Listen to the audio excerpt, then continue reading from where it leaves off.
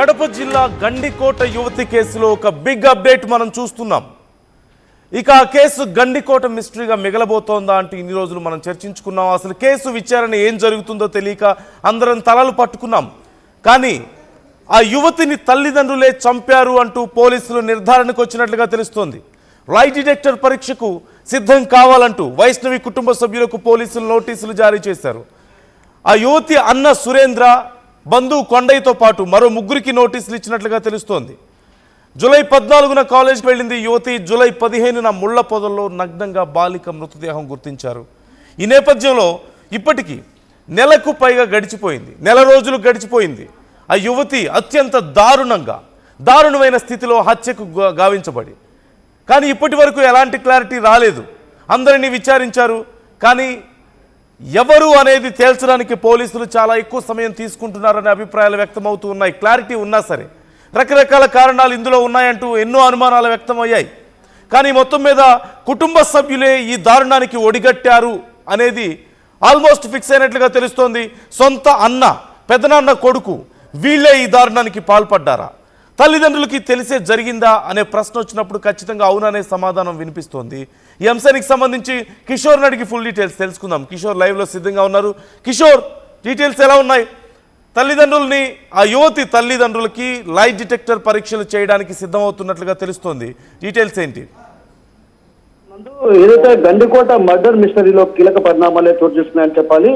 ఏదైతే Gandikota murder mystery పైన కూడా ఇప్పటికి కూడా వీడకపోవడంతో ఒక రకంగా పోలీసులు కూడా ఈ కేసును క్లోజ్ చేశారన్నటువంటి అనుమానాలు కూడా బలంగా వినిపించారు. ఈ క్రమంలో ఒక్కసారిగా అటు అనుమానాలన్నీ కుటుంబ సభ్యుల వైపు వ్యక్తం కావడం, అదేవిధంగా గండికోటకు సంబంధించి మర్డర్ సంబంధించినటువంటి వ్యవహారాల్లో సెల్ ఫోన్ డంప్ను ఆధారంగా చేసుకుని కొంత వందలాది మందిని విచారించినప్పటికీ కూడా కీలకమైనటువంటి ఆధారాలు ఎక్కడ లభించని పరిస్థితి. ఒక రకంగా గండికోటలో కీలకమైనటువంటి ఆధారాలు లభించకపోవడంతో కేసు కూడా పూర్తిగా క్లోజ్ చేశారన్నటువంటి ప్రచారం కూడా జోరుగా సాగింది. ఆ క్రమంలో పోలీసులు కూడా కొంత కీలకమైనటువంటి ఆధారాల కోసం వేచి చూస్తున్నాం అన్నటువంటి విషయాన్ని కూడా చెప్పారు. అయితే చెప్పినప్పటికీ కూడా ఎక్కడా కానీ వాళ్ళకి కీలకమైనటువంటి ఆధారాలు లభించకపోవడంతో ఒక్కసారిగా ఏదైతే అనుమానాలన్నీ ఏవైతే విద్యార్థిని మర్డర్ జరిగిన తర్వాత అనుమానాలన్నీ అటు కుటుంబ సభ్యుల వైపే చూపిస్తున్నాయి. అదేవిధంగా డిఐజీ మాట్లాడిన క్రమంలో కూడా అందరినీ విచారించిన తర్వాత చివరిగా కుటుంబ సభ్యులను విచారిస్తా ఉన్నటువంటి భావన కూడా ఆయన మనకు ఎక్స్క్లూజివ్ గా ఆర్టీవీకి ఇచ్చిన ఇంటర్వ్యూలో కూడా చెప్పడం జరిగింది. అయితే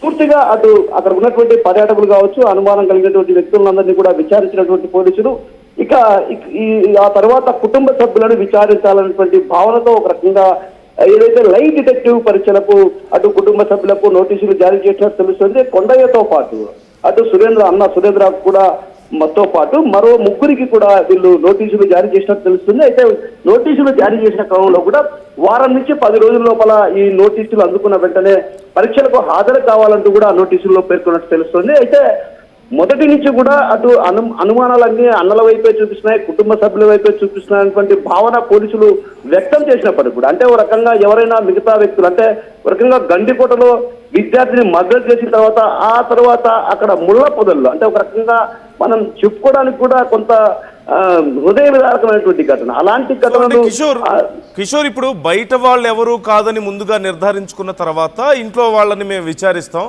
అప్పుడు మాకు క్లారిటీ వస్తుందని పోలీసులు మొదటి నుంచి చెప్తున్నారు. ఈ విషయంలో అంటే బయట వాళ్ళని విచారించడం పూర్తయిపోయిందా? బయట అందరిని విచారించేశారా? ఇక ఖచ్చితంగా ఇంట్లో వాళ్ళని కన్ఫర్మ్ అయిన తర్వాతనే ఇప్పుడు ఈ టెస్ట్కి రెడీ అవుతున్నారా ఎవిడెన్స్ కోసం?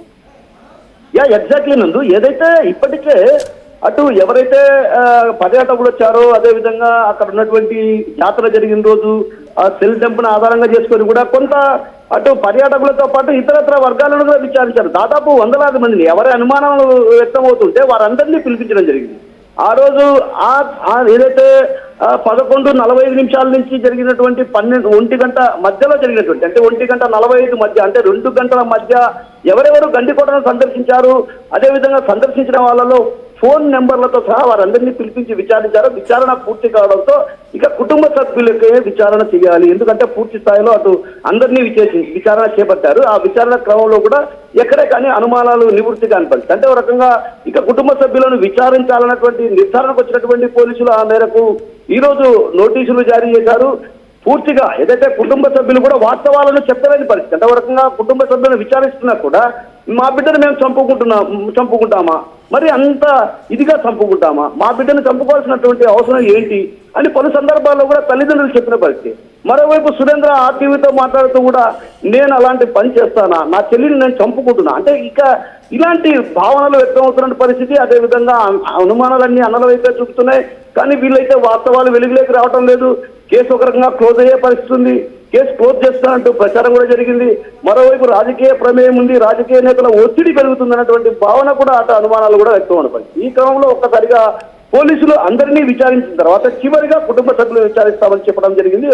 ఆ క్రమంలోనే అటు పోలీసులు పూర్తి స్థాయిలో అందరినీ విచారించిన తర్వాత కుటుంబ సభ్యులకు నోటీసులు జారీ చేశారు. వీళ్ళంతా కూడా లై డిటెక్టివ్ పరీక్షలకు హాజరు కావాలి. ఎందుకంటే వాస్తవాలు వెలుగులోకి రావాలంటే ఖచ్చితంగా లై డిటెక్టివ్ పరీక్షలు చాలా అవసరం.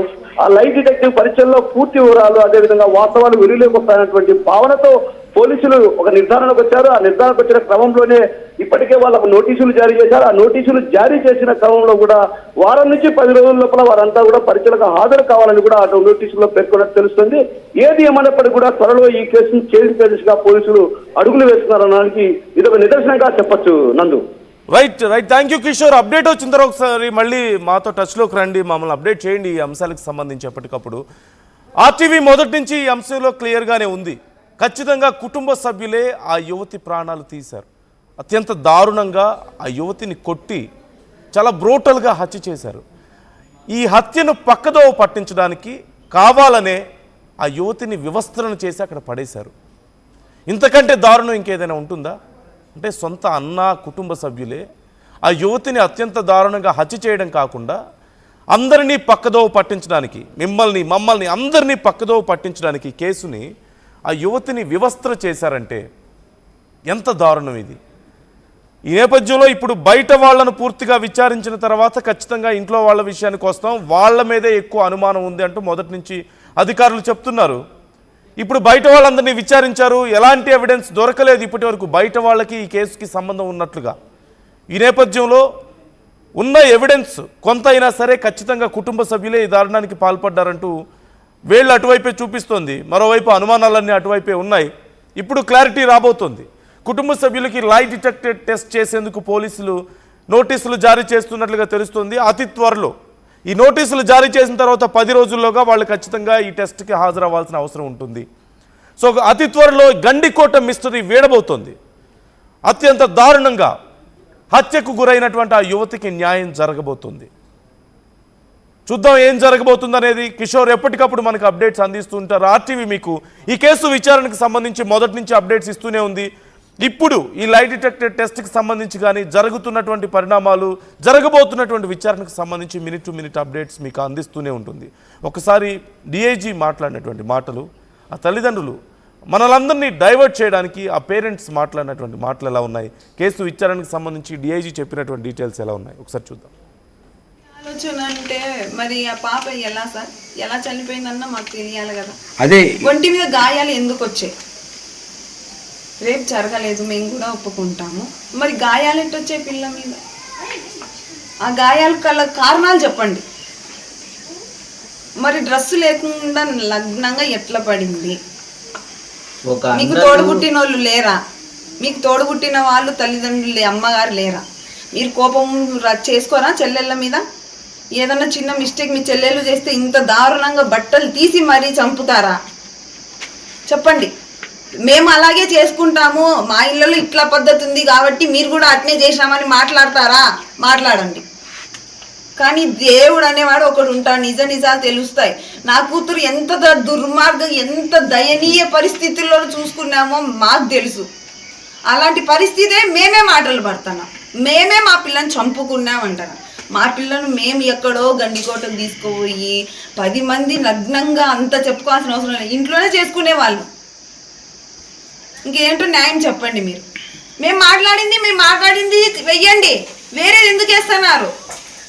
మా బాధ చెప్పుకునేది మాకు న్యాయం జరగడం కోసమే కదా మేము మీకు చెప్పుకునేది. మరి న్యాయం జరగకపోగా మేమే దోషులమా? అన్నానా? చెల్లెళ్ళు ఎంక్వైరీ కోసం వెళ్ళి చూసుకునేందుకు అన్న చెల్లెల్ని చంపుతాడా? ఏ ప్రూఫ్స్